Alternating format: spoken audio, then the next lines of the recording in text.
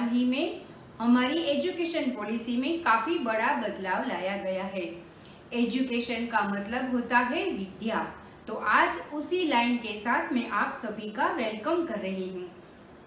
न चोरहार्य न च राजहार्य न भातृभाज्यम न च वारकारी व्यये कृते वर्धते एवं नित्यम विद्या धनम सर्वधनम प्रधानम।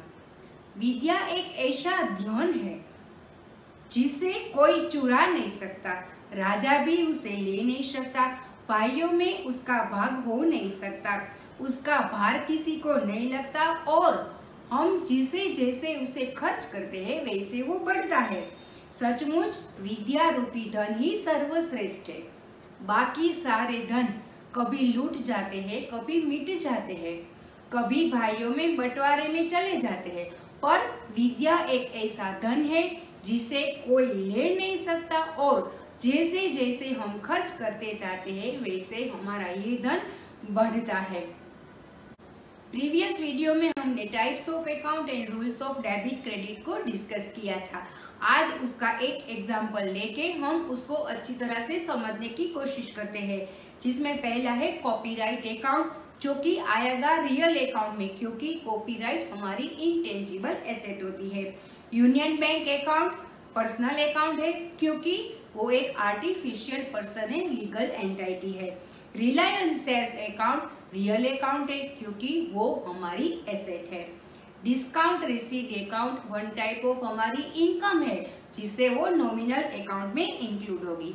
बैड डेब्ट्स यानी कि हमें इस तरह का लॉस हुआ है जो कि हमारा एक्सपेंस होता है, इसीलिए वो नॉमिनल अकाउंट में इंक्लूड होगा।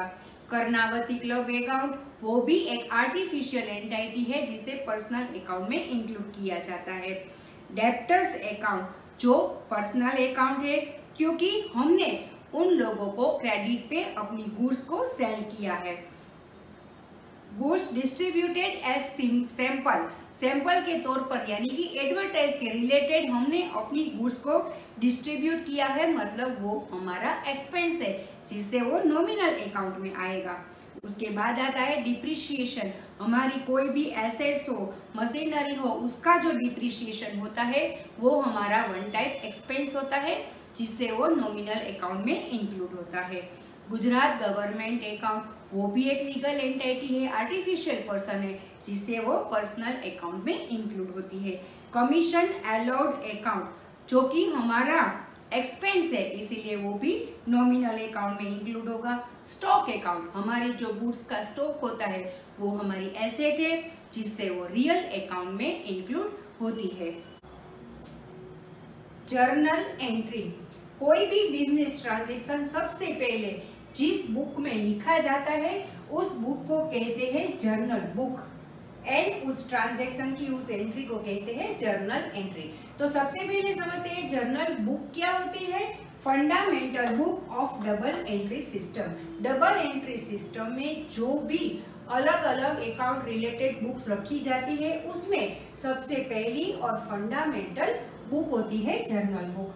On the basis of which the remaining books of accounts are prepared. Business के जो भी ट्रांजैक्शन होते हैं वो सबसे पहले जर्नल बुक में नोट किए जाते हैं और उसके बेसिस पर अकाउंट्स की सारी बुक को प्रिपेयर किया जाता है। Transaction are first recorded. Simple, ये सभी ट्रांजैक्शन फर्स्ट यहाँ पे ही रिकॉर्ड होते हैं।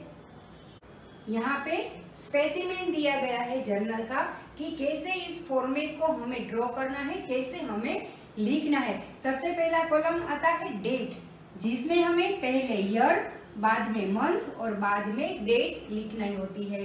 उसके बाद आता है पर्टिकुलर्स, जो भी अकाउंट्स ट्रांजैक्शन में इन्वॉल्व होते हैं उसके रिलेटेड पर्टिकुलर्स यहाँ पे लिखी जाती है। और डेबिट वाला अकाउंट सबसे पहले आता है और क्रेडिट वाला अकाउंट उसके बाद में, और नीचे ब्रैकेट में हमें उसकी जो ट्रांजैक्शन की जो भी पर्टिकुलर होती है वो लिखनी होती है। उसके बाद आता है JF नंबर यानी कि जर्नल फोलियो नंबर। जो भी बुक में हमने इस ट्रांजैक्शन को नोट डाउन किया है उसका नंबर यहाँ पे मेंशन करते हैं। उसके बाद डेबिट की जो अमाउंट होती है उसको यहाँ पे लिखना होता है और क्रेडिट की जो अमाउंट होती है उसको यहाँ पे लिखना होता है। जब हमारी सभी एंट्रीज खत्म हो जाती है तब हमें टोटल करने से पहले एक लाइन ड्रॉ करनी होती है और टोटल करने के बाद डबल लाइन ड्रॉ करनी होती है। ये कंपलसरी है और इसका ये मीनिंग होता है कि यहाँ पे हमारे सारे ट्रांजैक्शन की एंट्री हो चुकी है।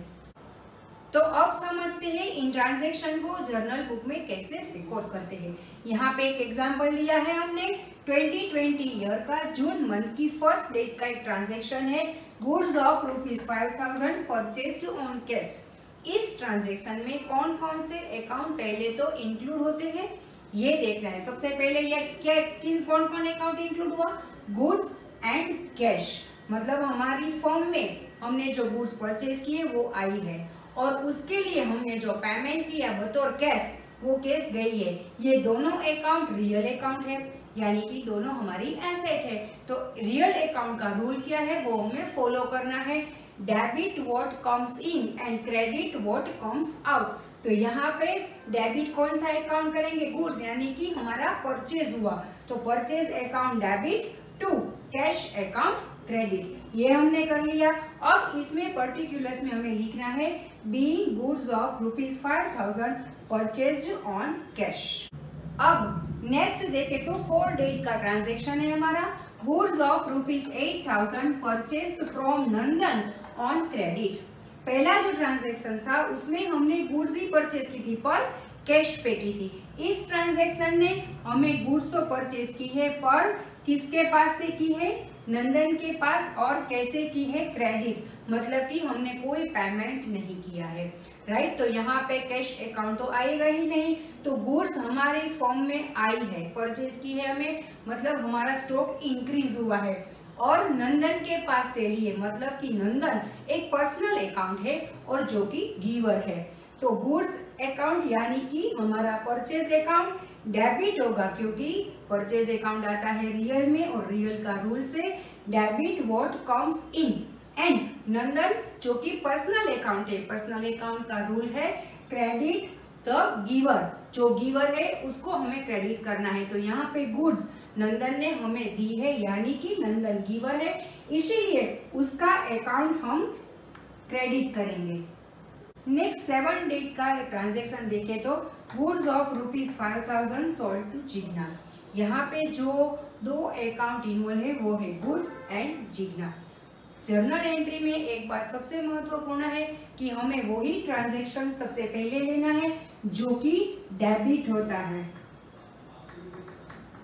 तो पहले हमें ये तय करना है कि कौन सा अकाउंट यहाँ पे डेबिट होगा, बाद में हमें क्रेडिट का सोचना है। दो अकाउंट इन्वॉल्व है गुड्स एंड जिग्ना।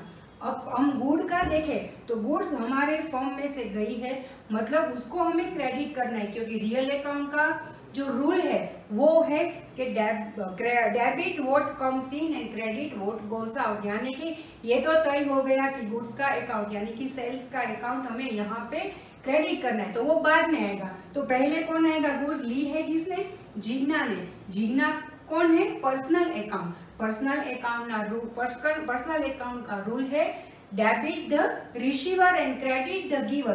तो यहाँ पे जिग्ना हमारी जो गुड्स है उसकी रिसीवर है, इसीलिए उसका अकाउंट यहाँ पे डेबिट होगा। तो अब ये एंट्री हम हमारी जर्नल बुक में ऐसे लिखेंगे, Jigna account to sales account ₹5000, और पर्टिकुलर्स में लिखेंगे being goods of ₹5000 sold to Jigna on credit.